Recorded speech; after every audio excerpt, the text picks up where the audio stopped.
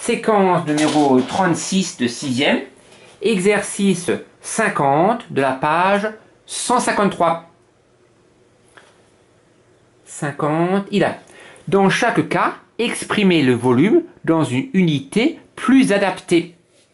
Premier, une goutte d'eau a comme volume 0,00005 décimètres cubes.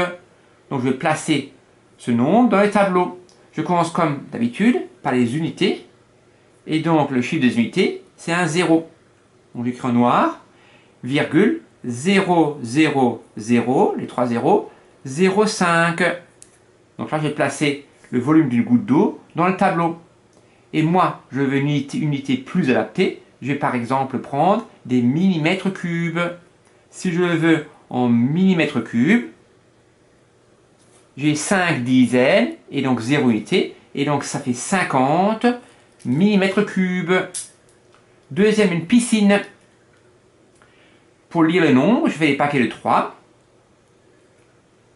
Et donc ça fait 42 millions de centimètres cubes. Je place dans le tableau, en commençant par les unités, dizaines, centaines, unités de mille, dizaines de mille, centaines de mille, unités de millions, dizaines de millions.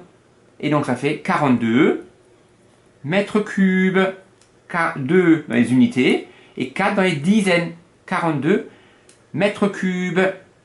Suivant un seau, 1800 centilitres. Donc j'ai rajouté ici, dans la colonne des unités de décimètres cubes, les litres. Donc litres, décilitres, centilitres. Donc je commence par les unités, les dizaines, centaines, unités de mille. Et donc ça fait bien sûr 18 décimètres cubes ou 18 litres. Et le dernier, une brique de crème, 0,0025 hectolitres. Donc hectolitres c'est ici. Et donc ça fait 0, la colonne des hectolitres, 0,025. Et donc, si je le veux, ça fait, ou bien je peux écrire 250 centimètres cubes, ou bien plus simplement 25 centilitres. Voilà.